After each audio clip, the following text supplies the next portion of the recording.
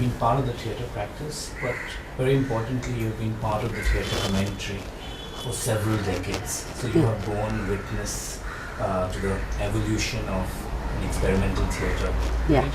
Yes. And we want to see through the prisms of through the prism of three very important venues: the Bohemian Institute, the World Paris, and Chabildas. Right.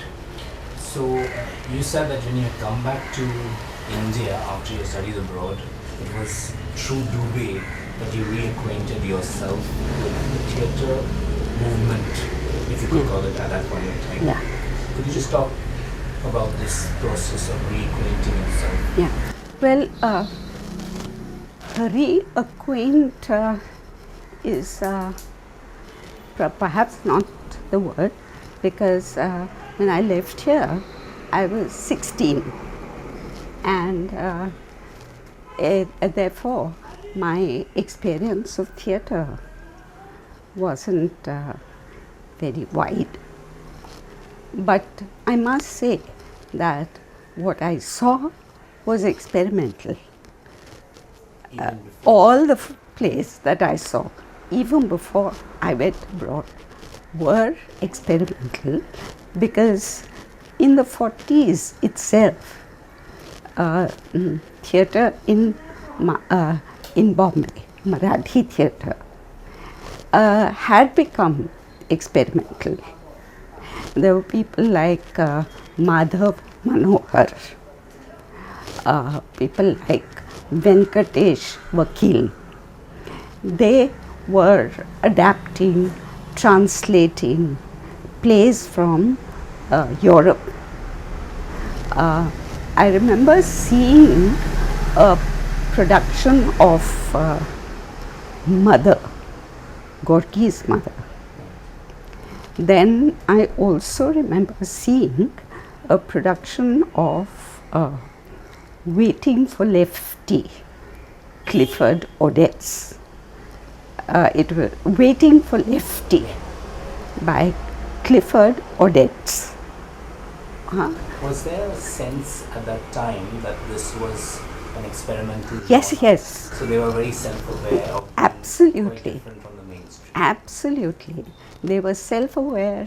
They wanted to do something that was different, way different from what was happening in the mainstream Marathi theatre. These were people who were reading a lot, watching a lot, and for their theatre also, there were no spaces.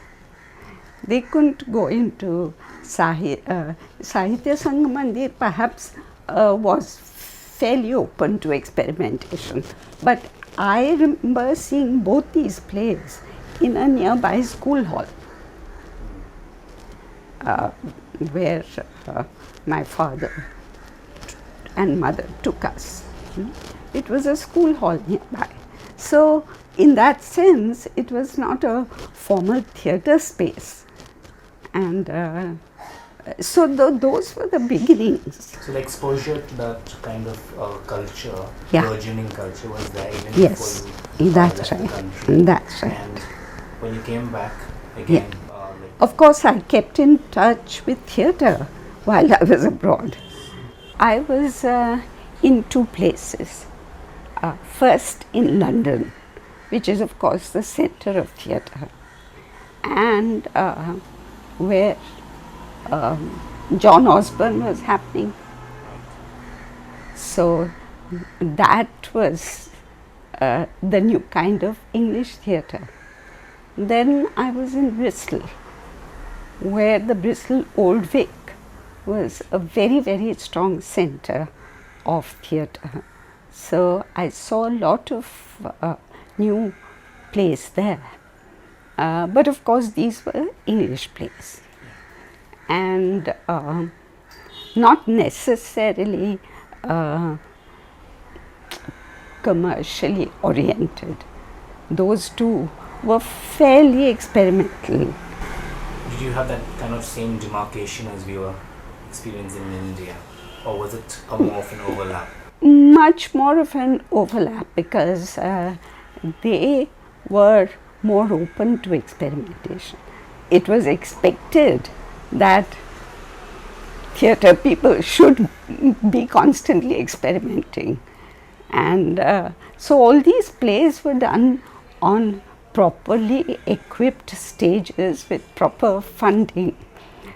Here, of course, experiment means poverty. That was not the equation there. So, to that extent, one was able to see very fine plays which were done on a kind of professional scale. There was a wide canvas. Yes, yes. So then when I came back, I was trying to find my feet.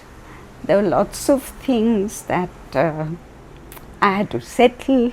I had been away for 6 years from the family, so I did get involved in personal affairs. I found a job, but that was temporary. It was a teaching job, and it's during those years that I met Dubey. Do you have those first impressions of how that meeting took place? No, it's a proper story. Okay. Yeah, how we met is a story that's now been told quite often.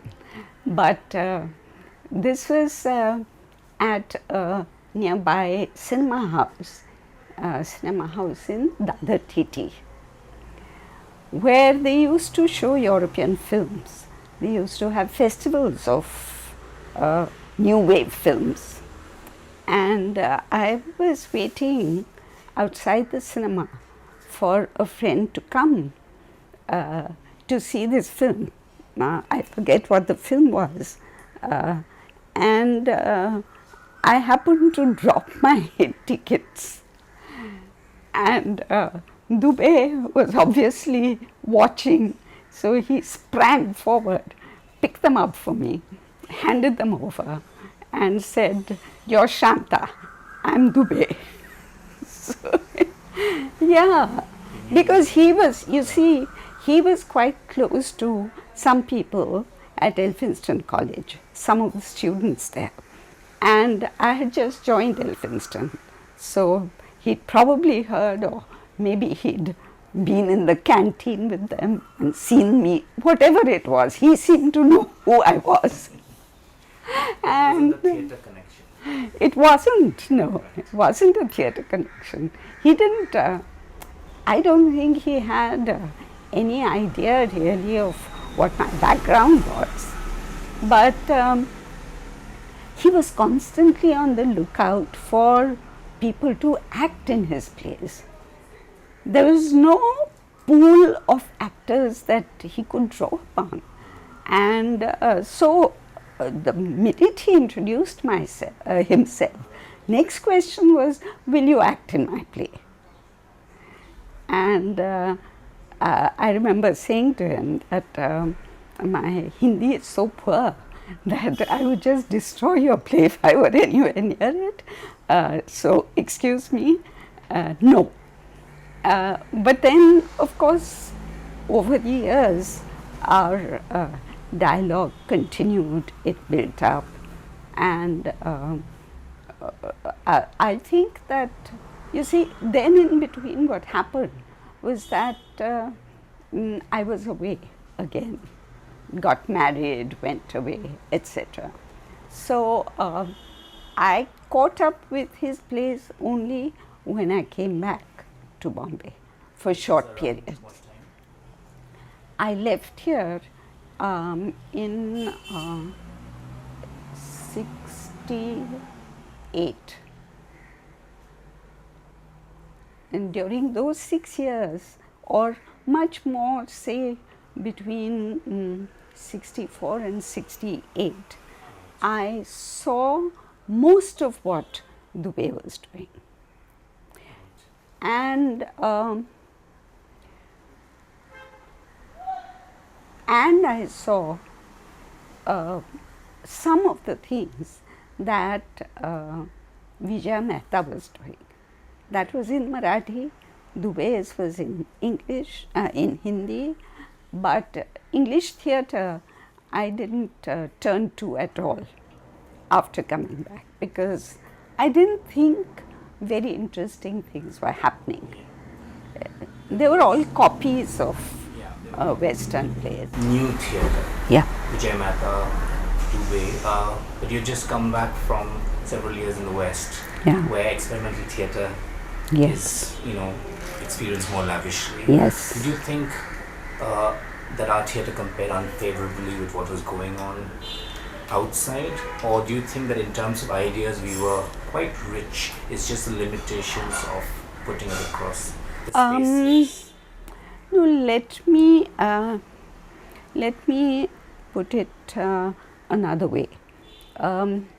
What is experiment? Experiment is always in relationship, right? In relation to what's happening, whatever the context is. So, if I was watching a Marathi play, I was watching it in the context of what else was happening, and therefore it was experimental. What was experimental for us, as a matter of fact, was realism in its raw form. It wasn't exploring different theatrical forms or different media. No, it was actually trying to get to the rawest form of realism, and which is why the plays that were chosen to be translated or adapted were often plays of this kind. Plays of this kind were being written by Tendulkar. He was a master of realism.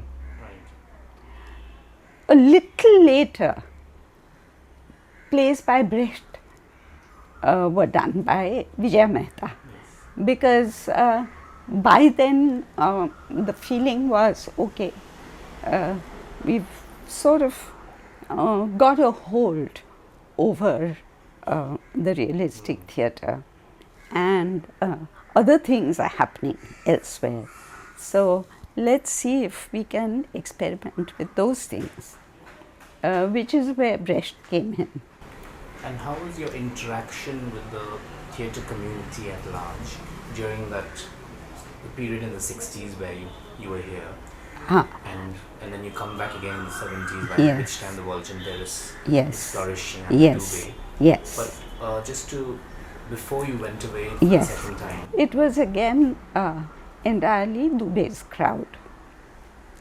I was married to a naval officer, so we had a temporary flat in Colaba, in the naval flats, and the first time that Dubey came to my place was a party organized specially for him and his theatre people, and he got drunk as a lord and began to recite T.S. Eliot, Wasteland, in full flow.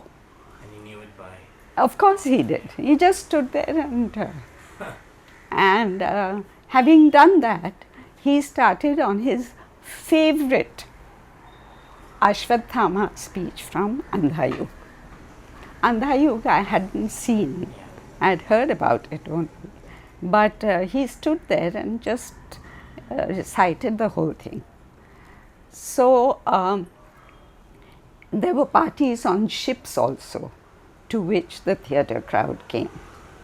Theatre crowd, his theatre crowd consisted of the Kamerkar sisters, who later became Sulbha Deshpande, Jyotsna Karekar, Asha Dandavate. These sisters were core group. Later on, there was Sriram Lagu, there was Deepa Basrur, there was Amol Palekar, Chitra Palekar, all of these people were with him. Many people who now we don't see in theatre at all were also part of it. So Dubey's people were my people, in brief. And there was a lot, for instance, when he had his famous workshop in Pune, theatre workshop, when he showed films and he had young people reading out their first playwriting efforts. I happened to be in Pune, where my husband had a home, so the whole crowd came there for a party. Parties were important because that was where you could talk, you could interact, and just the sheer bonhomie of theatre, where you often overheard snatches of conversation. I remember there was one party at Sunila Pradhan's. That was another space where we constantly having parties. I remember one where some actor, I forget who it was, who was saying to Dubey, Dubeyji, I won't be able to make it for tomorrow's rehearsal. And Dubey just simply exploded. I had never seen him like that. He exploded to such an extent that this grown-up man stood there trembling in his shoes, and Dubey got him to assure him that he would deal with whatever problem he had and would turn up for the rehearsal. So, in the middle of all this partying, one always got a sense of how seriously important theatre was. Theatre was, despite it appearing Bohemian. Yes. But somehow it came out of that. The core of it was, and everybody was completely committed to it. They would come anywhere, anytime. Of course, often spend out of their pockets. There was no money. So the idealism was very strong. Very strong, very strong. Yeah. So when you return back, maybe around the early 70s, yes, you go coming back to a family to which you already belonged. Yes, But yes. the setting had changed. Yes. Now they have found a place to nurture their craft. That's which has been right. given by Vinod. Yes. The Virgin Terrace. Yes. So how did you relink? Yeah. Well, again, as I said, Dubey was at the center. He was Lord and Master of Virgin Terrace. So anybody who had anything to do with him would just drop in at Virgin Terrace. I didn't really have the time to do addas there, as a lot of, particularly the male actors, who seemed, of course, had all the freedom to do that. But I would drop in occasionally, and once again, it was just the spirit of this place, which was so infectious. It was this huge hall right on the road. Just as you turn the corner towards Tardev on your left, on the ground floor of this big building, there was this large hall, and there were a couple of rooms attached.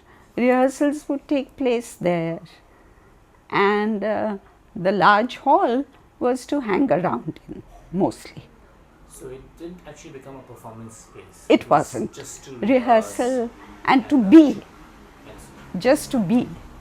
Because, Feed the craft. yeah, and Dubey didn't have a proper home. Right. His place in Bandra East came up much later. He didn't have a home, so he used to be in and out of friends' houses. And Valchand Terrace, I have a feeling that he lived there. Practically. Yes, he lived there. In terms of the kind of style that he was developing, in terms of what he wanted his actors to grapple with, did you see any, like as a foundry, if you look at Vulcan Terrace as a foundry, do you see certain things, stylistic changes in his work that came about because of having this space where he could? Yeah. You know, I don't think lack of space had anything to do with his theatrical idiom. As you know from his life and work, he handled all sorts of plays. It was just something that caught his fancy. He picked it up and he worked on it. In his experimentation, the word was still important. The verbal language of theatre was for him extremely important, because when you think of his educational background, the fact that he had done English up to the master's level, the fact that he was intensely interested in poetry, both Hindi and English.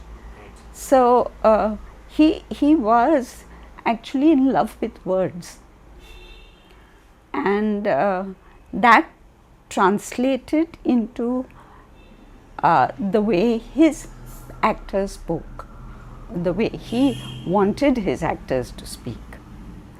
And that was the most important part, and that was the actually the common feature through all the plays that he did, from the beginning to the end of his career.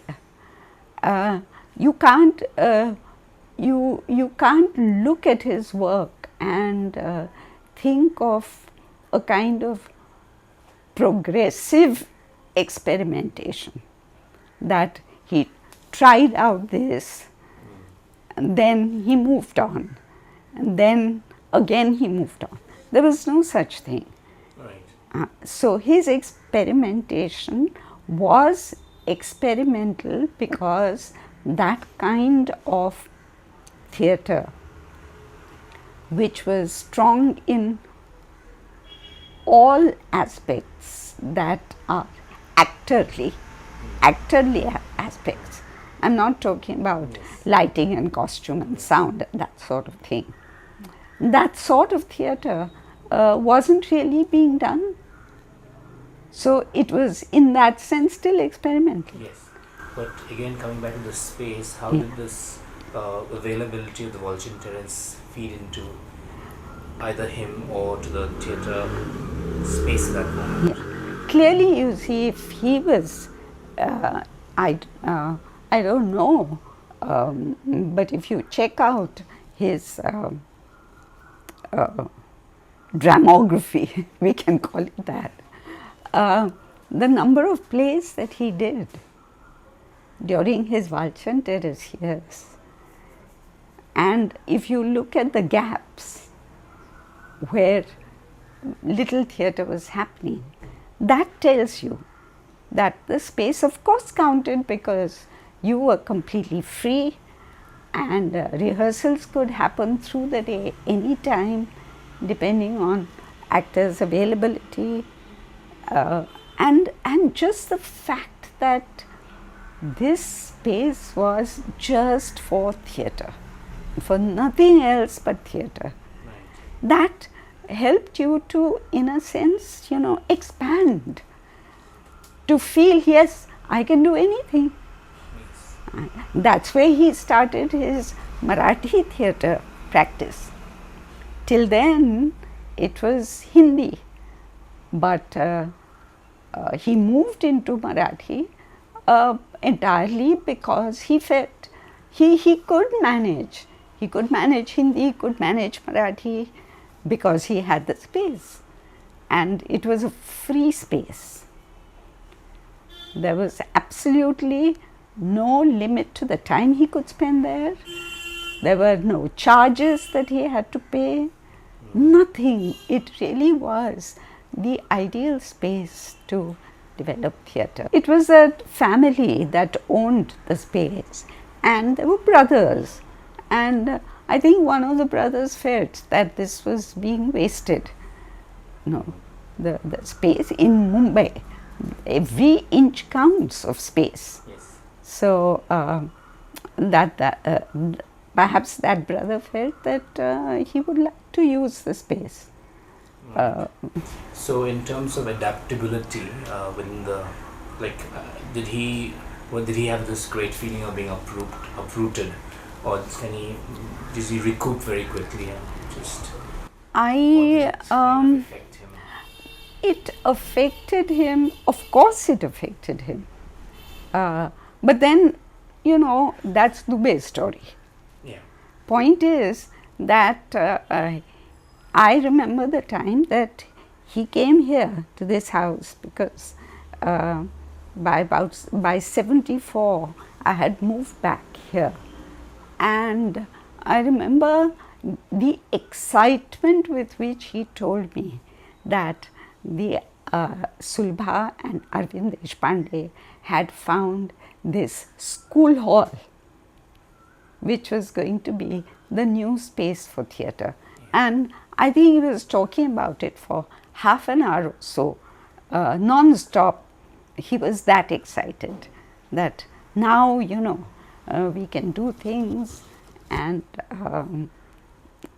there was a hunger in him. Renewed. Yes, hunger. Yeah. to use this space and see what he could do with it. Right. So in Chabildas is a performing space as Yes. well, right? And Yes. now obviously there we have many groups involved. Yes. Bringing Yeah. their Yeah. theatre, So That was entirely Avishkar's doing. It was given to them. yeah, and they wanted to. They needn't have. Yeah. They could have used it entirely for their own productions. But that's the point, that this whole movement involved everybody. There was so much sharing. Coming Yeah. coming back to the Walching Terrace, Yes. which is also considered significant in terms of the history of our theatre. Yes. How did the fact that there was just one theatre group nurturing and honing the craft in a Yes. particular space Yeah. cross-pollinate the work that was being done by other groups, or was it just isolated? Not too many groups were around at that time. What happens is, when there is a space where you know that you can rehearse, you can perform, it automatically inspires groups to form.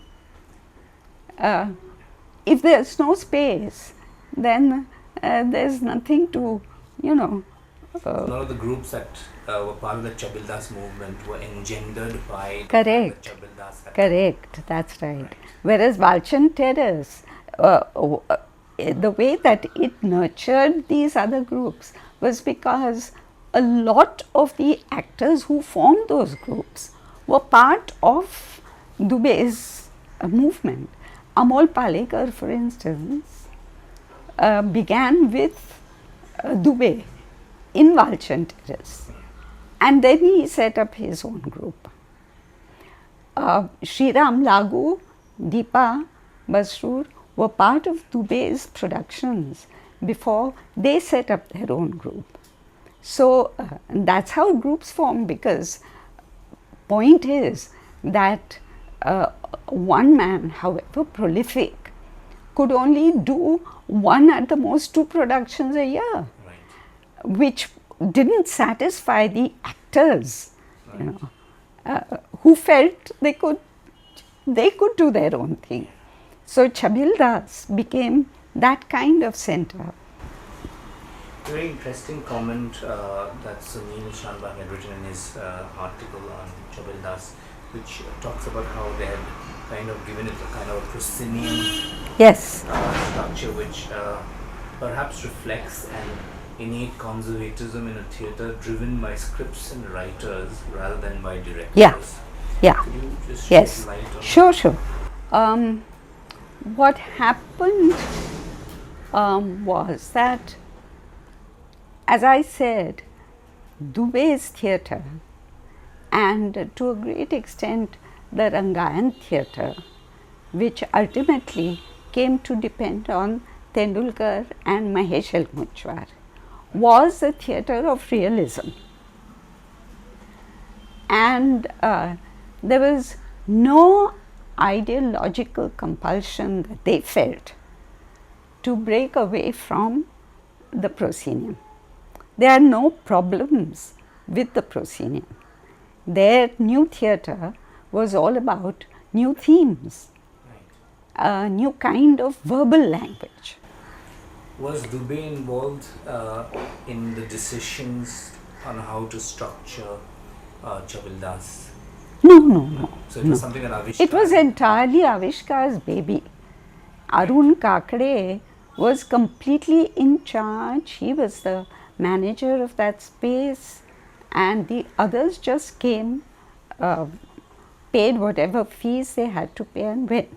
But returning to your earlier question, which is an important question, so I'd like to talk about that at greater length. Chabildas, if you compare the case with the NCPA experimental theatre today, in theory that is an open space, but it is always used as a proscenium space. Problem is that once you have invested in a seating arrangement that is unwieldy. In Chabildas, it was benches, it was backless benches, but they were there. It could seat something like 100, 120 people. There was a dari in front where people sat on the floor, and then there were these benches at the back. So, not too many groups felt impelled to break this arrangement. It was a ready-made arrangement, and as I said, they felt no internal compulsion to break it and do something different. That's where the difference, that is the point about our experimental theatre. Now, the person who actually used the Chabilda space for what could be called another kind of experimental theatre was Amol Palekar. He had become an admirer of Badal Sarkar. Now, there you see how ideologically Badal Sarkar moved away from proscenium, thinking that no, this is not the theatre for people. We have to go to the people to do theatre, which is why he broke away and began to perform in all sorts of informal spaces outside. So, when Amol did his Julus, he did it in a completely differently oriented space. All of us sat around. It wasn't like the stage is there and we are here. It was done in the round, and it was a completely new experience for all of us. So, but then what happens is, theatre like that doesn't produce more theatre like that, because where it comes from is an ideological compulsion. If you don't feel it, you borrow an idea, you do something, but then you move on and do something else. So, that sort of experiment was also actually done by Vrindavan, Dandavati. Right. If you read his collection of plays, you'll see many of them are in the round. No, he was. There was a use of masks. No? So facial expression, which is so important to realistic theatre, was cut out.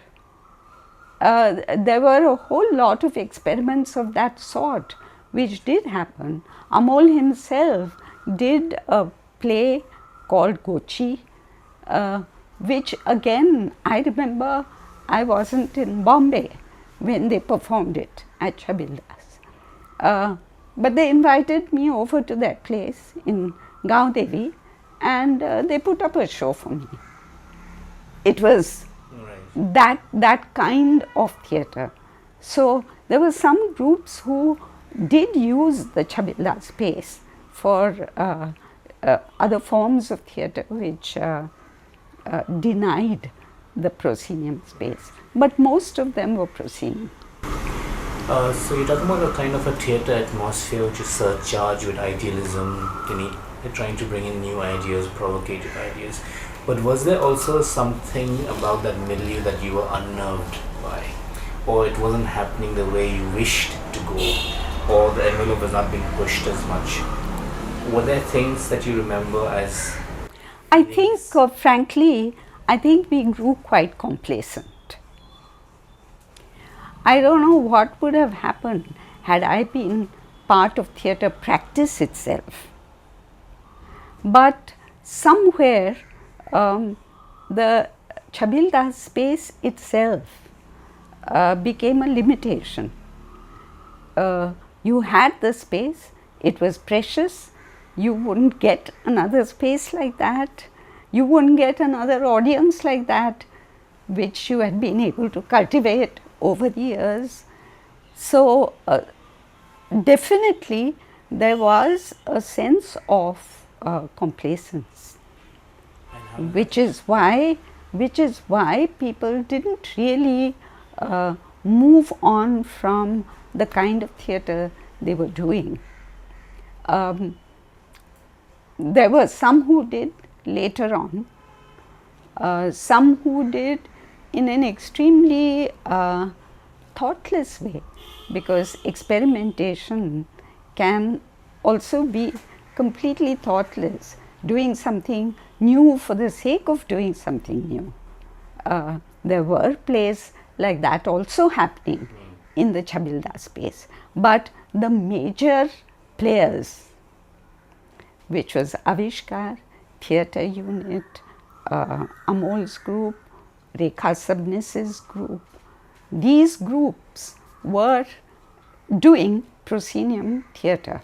They might use, for instance, the experimentation was often in the nature of using informal text. The text needn't necessarily be a kind of well-constructed, well-made play. It could be poems, a long poem, for instance, or it could be monologues. That kind of thing was also going on. Yes. So, to that extent, there was textual experimentation, no doubt about it. But definitely Avishkar and Theatre Unit were more or less wedded to realistic theatre. But despite the complacency, you still saw a kind of progress. Yes. There's definitely winds of change. Yes. Right? Yes. Now, the kind of tropes that we see in contemporary experimental theatre that may have been used to the point of cliche, but were kind of engendered during that pioneering movement. Can you shed light on any such things that you still see as part of the theatre practice, which... Well, what's become very common in theatre practice, but I won't link these things because there are breaks. Yeah. There are breaks, but when I see a back projection today, which has become quite common, I remember that way back in whatever year it was, and I don't remember even the play, Dubé used slides, back projected slides. So in those days, this was very experimental. Yes. Way before that, when he did Andha Yug, he did it on the terrace Right. of a building. And as he said later, who knew the word environmental theatre? But looking back, that's what I did. Yeah. So these elements were all being used, but you know, it's not like a kind of theatre history that moves kind of logically. This was done, now let's develop that, or let's evolve this further. It wasn't like that. It went by breaks. Chetan Datar, for instance, his first play was done at Chabildas, Savlia. It was his first full-fledged play that Dubé had got him to write from a one-act play, which was done for some intercollegiate competition or something. So it went into a full-fledged play, and Dubé himself directed it. And it was just pure realism, including the set. Normally, Dubé didn't spend too much on sets, but here it was a kind of house with rooms and a huge tree outside and a gate to come in. It was an elaborate set. So that is where Chetan began, pure realism. Later, he himself, you see, it has to come from within the practitioner. He himself said, I feel completely trapped by realism. I want to move out of this. But every time I put pen to paper, what comes out is realistic play. Which is why he decided to explore this dance theatre form. He began using dance. He had two dancers working with him, and they did 3 wonderful productions of dance theatre, one of which was Mahesh L. Kunchwa's Pratibimb. Right. And that was actually because he wanted to break out of realistic theatre. Now this compulsion from within, I don't think Dubé ever felt that. He was extremely happy exploring just the word and training actor after actor after actor to speak well, to project well.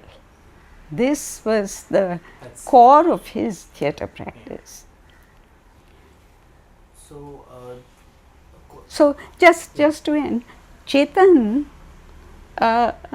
was Dubé's, I won't call him disciple because let's not become feudal about this, but he worked for years with Dubé, and before that Sunil worked for years with him. Now both these people went on to do their own kind of theatre. To begin with, Sunil was, I think, very much, he still was till the end, respected Dubé's opinions, suggestions, etc. But over time, Sunil did did do many things independently. But let me take the example of the play, my play, which Dubé did. He did it at Chabildas, and I always felt that there was a way to do it which wasn't realistic. he made it completely realistic. And he suggested to Sunil that he should do it under Arpana in Hindi. Is it Avinash? Avinash. So Sunil did Avinash in Hindi.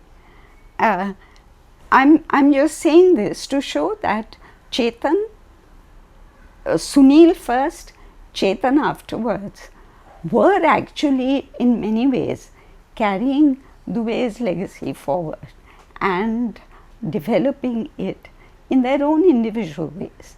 So that certainly is a kind of two lines of inheritance, if you can call it that, which were developed very well, very dynamically by both these people. But the others weren't really affected. They were doing their own thing. Everyone was doing their own thing.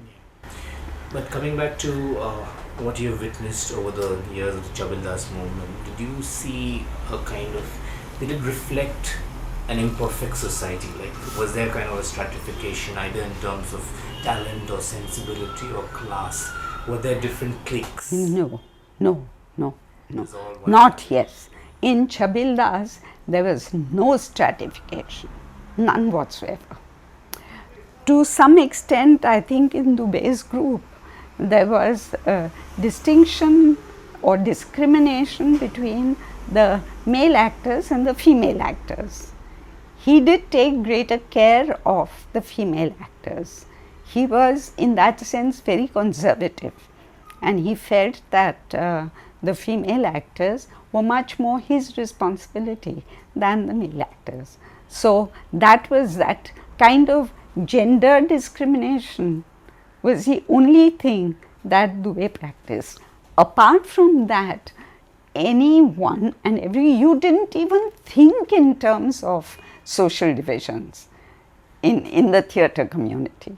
You just simply didn't think about it. But that has not necessarily continued, that spirit Well, of egalitarian spirit. Do you think, what was it about Chabildas that lent itself to that synergy? Well, it was also the time weren't for individual aspiration to the extent that they are today. There was still in the 70s a sense that we were building the nation with whatever we were doing. The idealism came from that we do our work as well as we can, and that then contributes to the nation becoming stronger. By the mid-80s, you see, one of the last groups, I think, that used the Avishkar space was Antarnatya.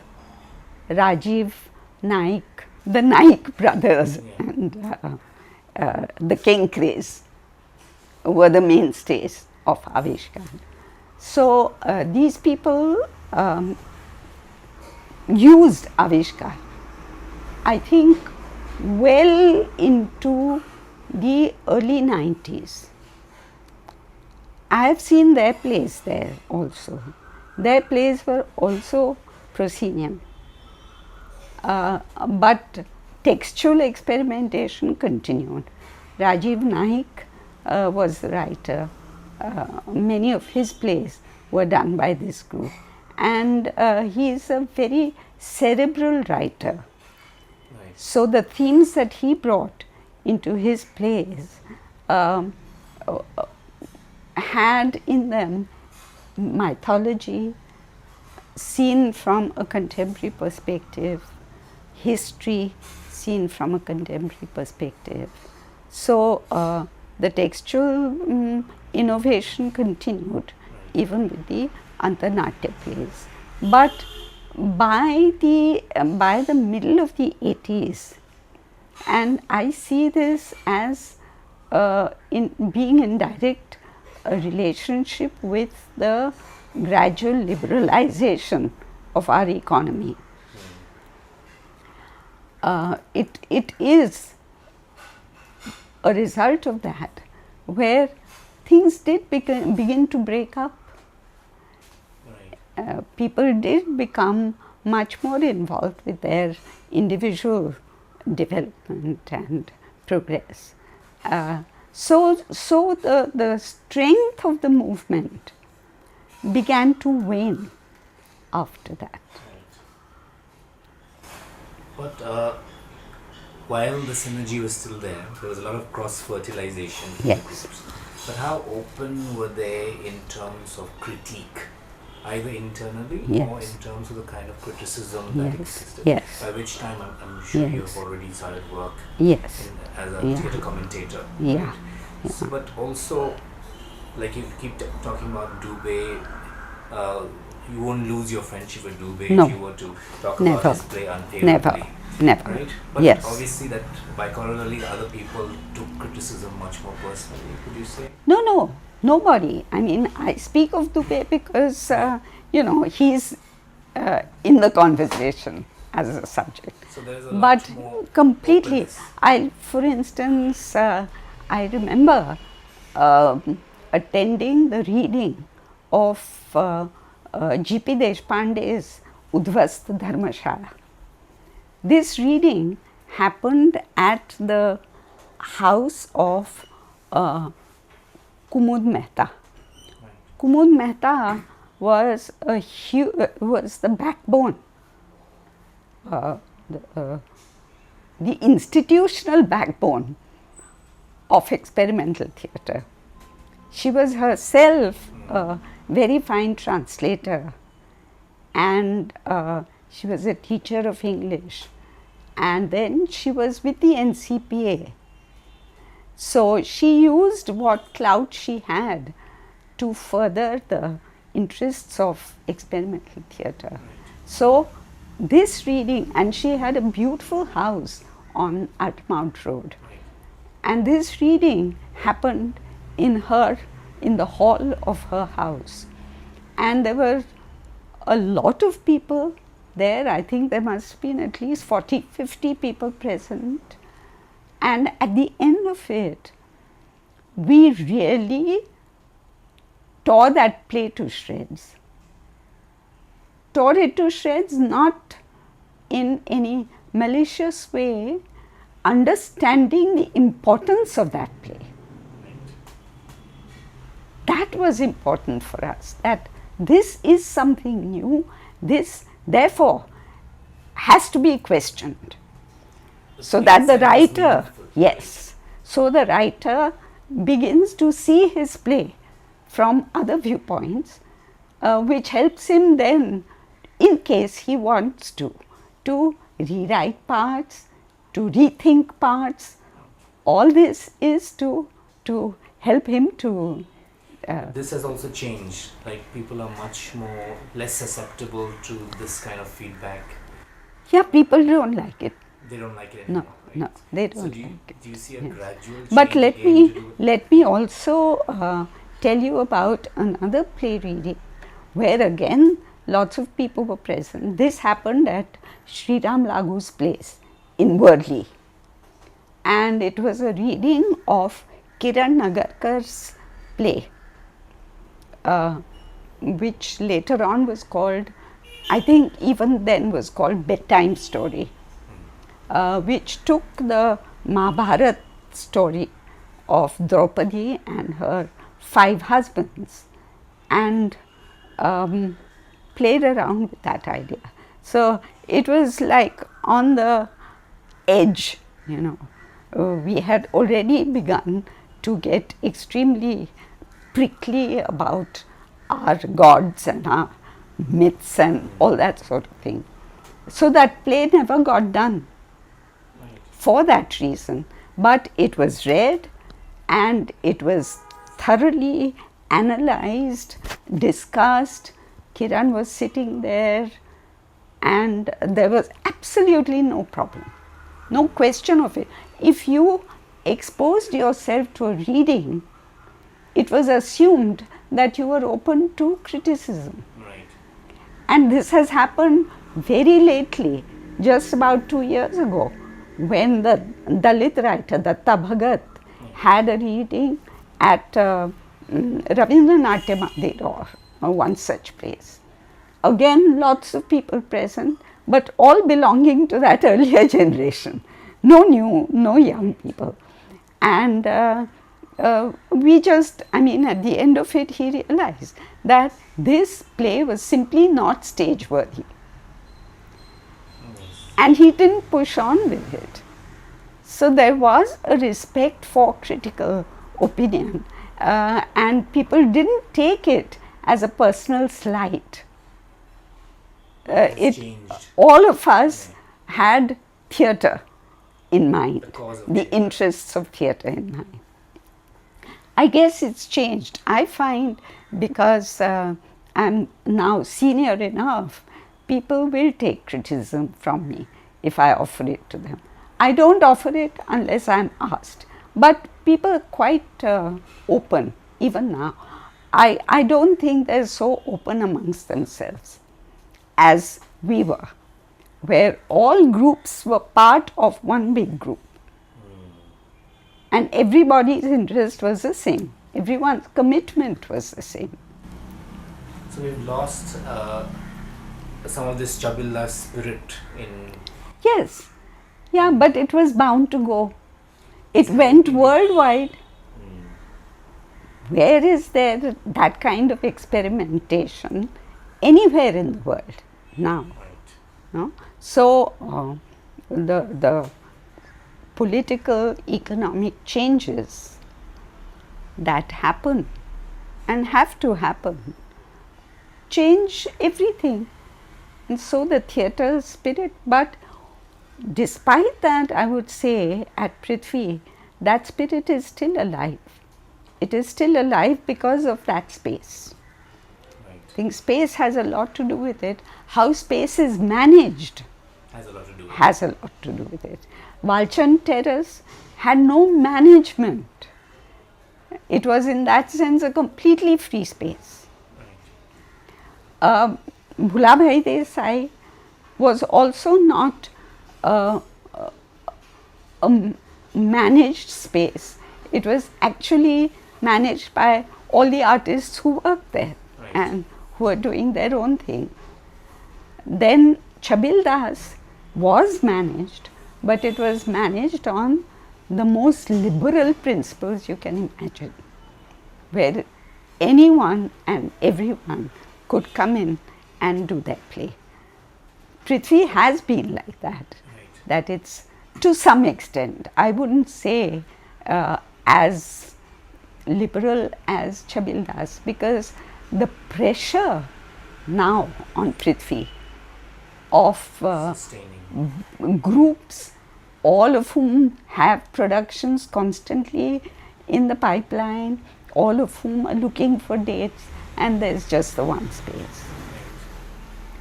So Chabil Das didn't have that kind of pressure. In many ways, theatre has become much more viable now than it was in those days. It wasn't viable.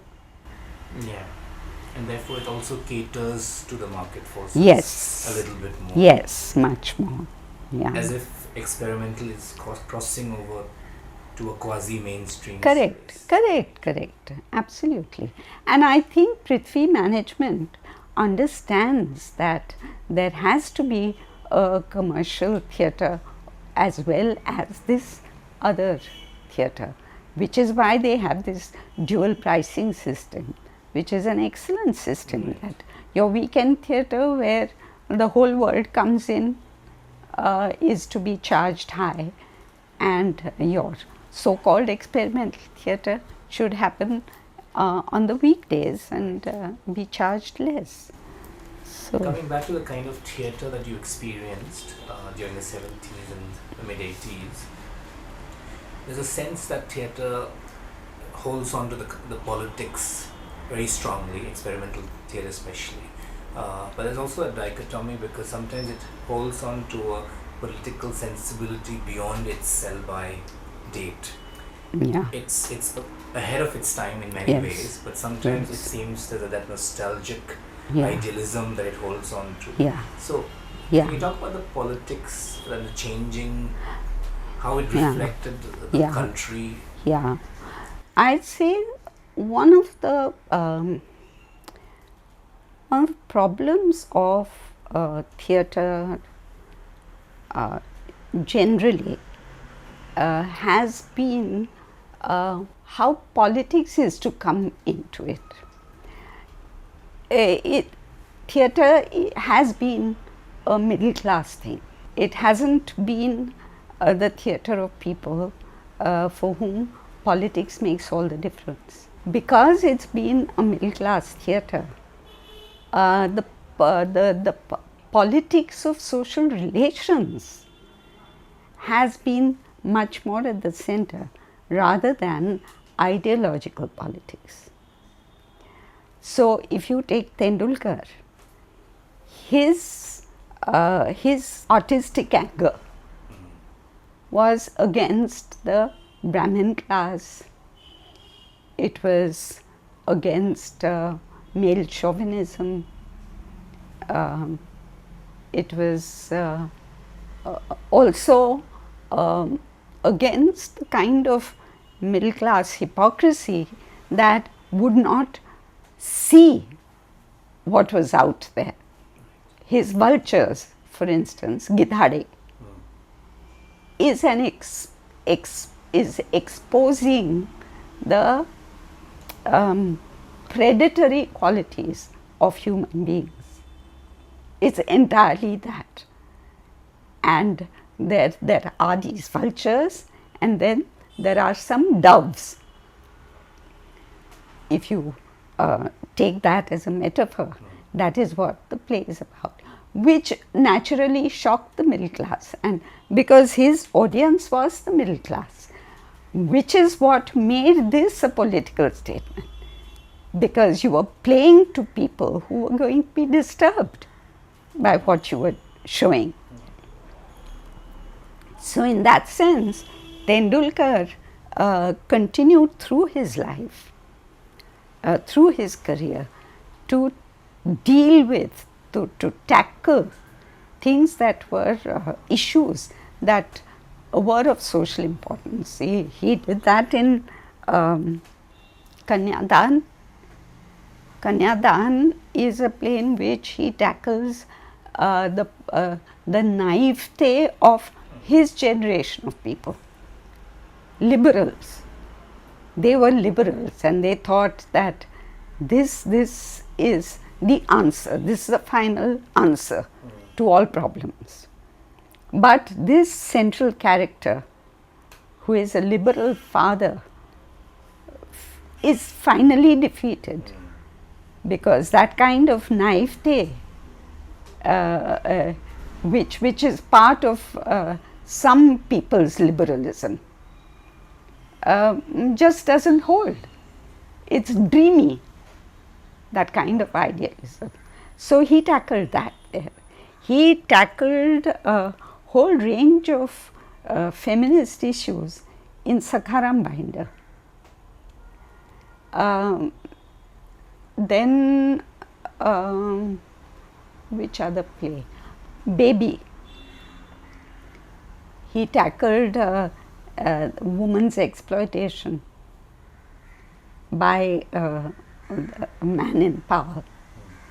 All these were very, very hard-hitting plays in which he tackled these kinds of social issues.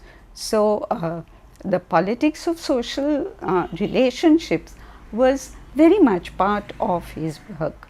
There was, for instance, a play by Achyut Vaze, which also looked at power relation, the man in control and the man who is subservient. And the whole play was, the whole play revolved around this issue. But except for G.P. Deshpande, who is himself a committed leftist. I don't think he's a card holder, but he's a leftist. And therefore, whatever he wrote was founded on ideology. It was, his are the only plays we talk of when we talk of political theatre as such. Dubé had a political position, but his plays didn't reflect that. Where his plays were concerned, he was completely open, liberal to all viewpoints. He was the one who wanted Deshpande's Udvas Dharmashara to be staged. So his politics somehow didn't play out on the stage. But later, even there, even that kind of political commitment, to whatever extent, even to liberals, social relations, even that faded, and I realized that it had faded when the Theatre Academy of Pune organized a 3-day conference in a place called Panhala near Kolhapur, because there was a sense that the new generation of theatre practitioners were drifting, and the senior people who belonged to the 70s generation and even the later 80s generation wanted to get a sense of what these young people were trying to do. And one of the statements that kept coming during that conference was, we do not believe in any isms. Isms are out for us. What takes its place? Nothing. But we don't want that, because that was what you people believed in. And times have changed, and now all ideologies are gone. So we have nothing to do with these things. Which is unfortunate. Yes. Even feminism, therefore, didn't really get its due. It didn't really come out. It was part of activist theatre. All the ideological theatre was done by activists.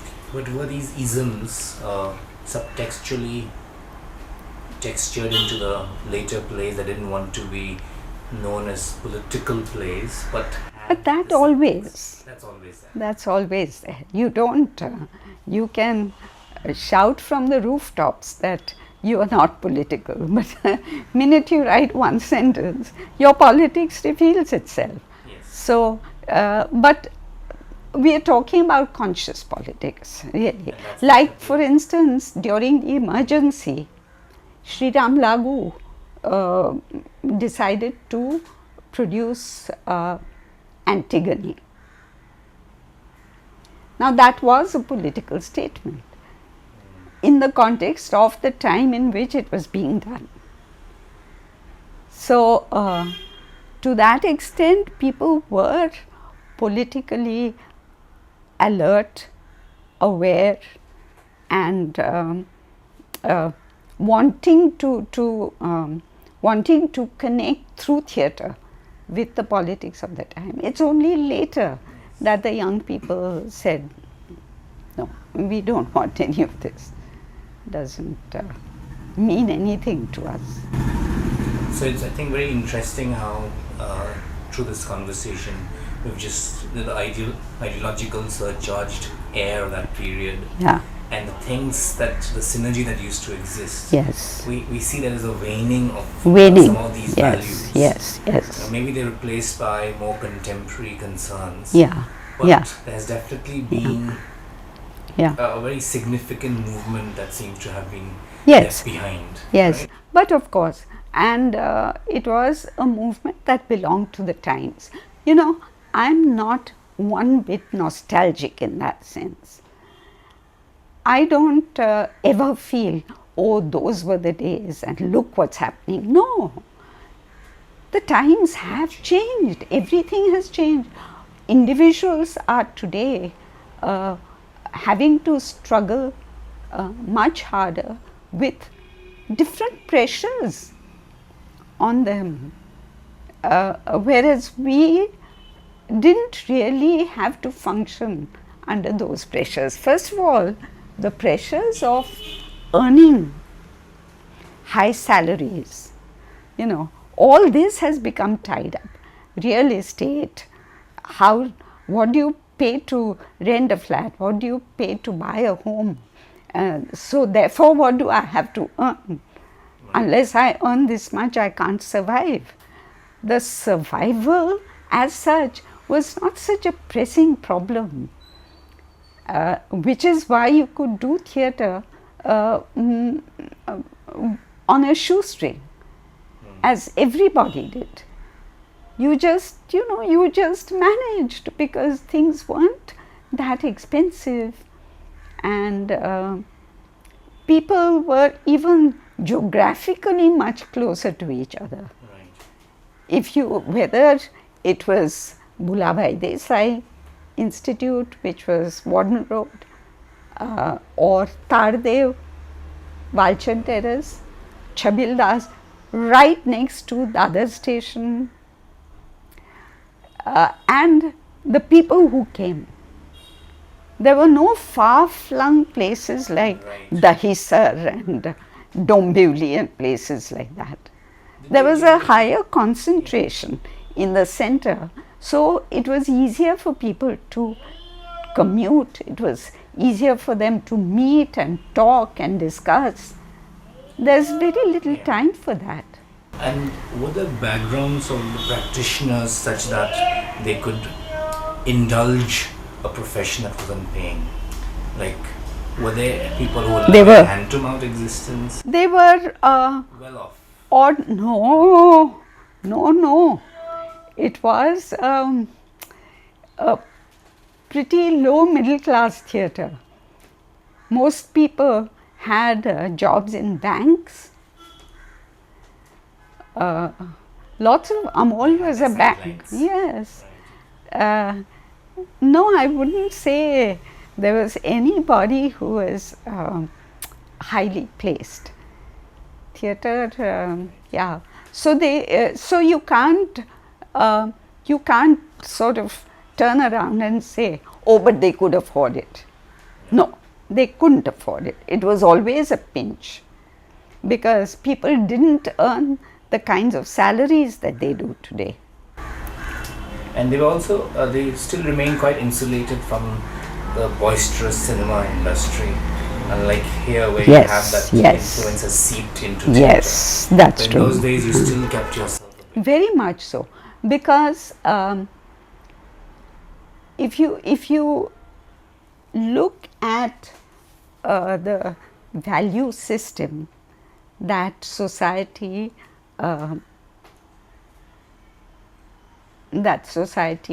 upheld, that value system then, right up to the 80s, was still valuing simplicity, valuing simple living. The so-called middle cinema also. That's right. So which is why middle cinema came up precisely during those times. But always middle cinema, the avant-garde as represented by Kumar Shahani and Mani Kaul, never had an audience. But middle of the road cinema was something that made the middle class very happy. So because of this, the media was fully behind experimental theatre. Today it is fully behind Bollywood. In those days, films were confined to film magazines. The mainline dailies didn't carry news about films and film stars. Now, over the years, what's happened is that popular culture has become an academic subject. Right. Forget about the media. It is now an academic subject. Bollywood films are studied. So the whole thing has, the value system is now upturned, and theatre doesn't get a look in. Theatre has to be happy with itself. In those days, the amount of coverage that Dubey has managed to get for his work, his early work, those were the days. So media is also a partner. And media also has values, which it sometimes it's an interaction. Social values affect media, but media affects social values.